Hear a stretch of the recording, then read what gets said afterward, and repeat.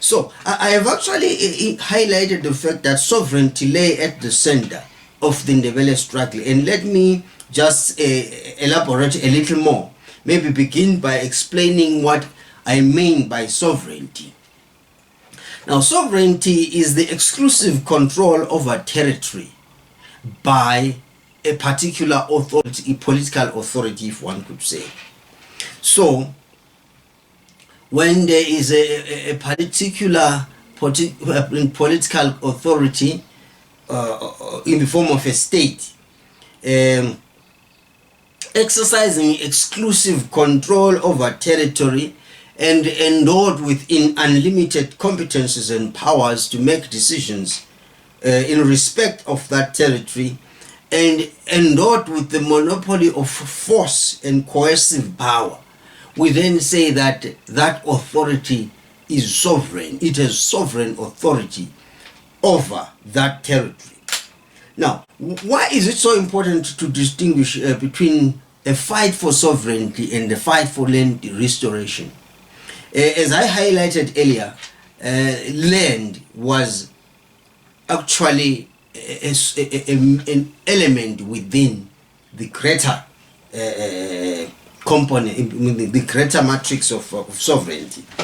Because you see, what happened was, when the pioneer column, when Leander Star Jameson, Colin Brenda and everybody else, the British South Africa Company, when they overthrew the Ndebele king and the Ndebele kingdom, they then assumed sovereignty over Matabele Land. And this, by the way, is a matter that was contested in the courts until a decision was made by the Privy Council of the United Kingdom in 1919. It was a matter that revolved around the ownership of the land in Matabele Land. At that time, it wasn't the land in Mashonaland or the land in Southern Rhodesia. It was an issue over the land in Matabele Land. And so, the Privy Council decision of 1919 then went on to conclude that since Lobhengula had been the sovereign, his defeat and disappearance meant that then his control and sovereign control over the land had been extinguished. But now, because the British South Africa Company was not a state, it could not be endowed with the sovereign power to control the land in Matabele Land. So radical title did not devolve to the British South Africa Company, but it was then held by the Crown, the British Crown. So what we then realized through that Privy Council decision is that, number one, the sovereignty of Lobhengula was recognized, and number two, the authority for the British South Africa Company on behalf of the British Crown to parcel out land had to do with the assumption of sovereign control over the territory of Matabele Land. So in other words, it was the loss of Matabele sovereignty which gave way, in a way, to radical title, that is because of the land, control of the cattle and everything in Matabele Land, through, because of the loss of sovereignty, now it was taken over by the new sovereign. Because you see, there's a difference between radical title and tenure, or what one could call a property right in land. The sovereign, that is the state in control of territory, is said to enjoy radical title, which is not the beneficial title, but the title that accrues unto the state as the owner of the land in the territory that it runs. So it is part of the eminent domain. It is an element of that eminent domain, or that power of the state to control everything within its territory.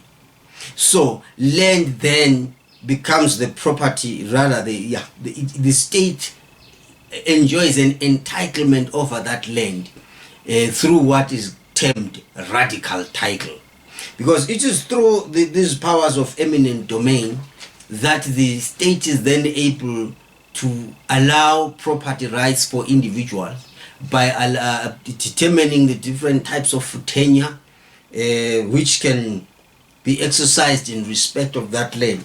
So you find that the tenure is an element.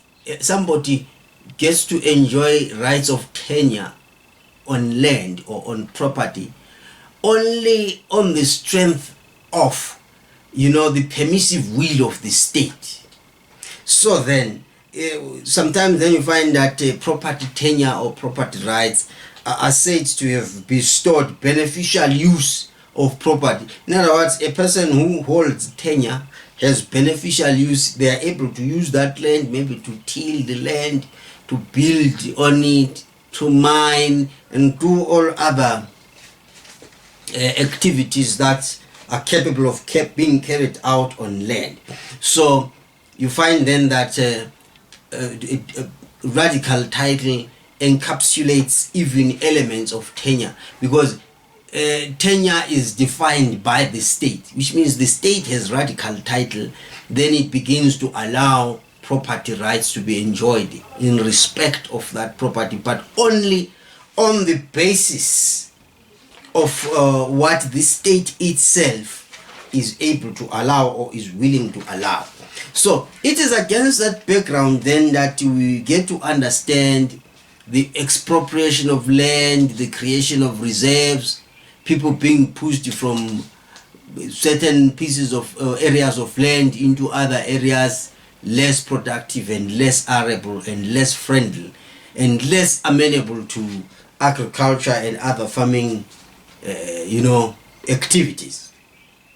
So even the expropriation of the cattle, we know several hundreds of thousands of cattle were expropriated by the British South Africa company from the people in Matabele Land, arguing that all the cattle had belongs to King Lobhengula. So the Cecil John Ross and his friends went on to then take over those cattle and parcel them out to their friends, to even begin and initiate such programs as the Rose Foundation and so on and so forth, which were all financed from the wealth of Matabele Land. And that part cannot be left out of this discussion.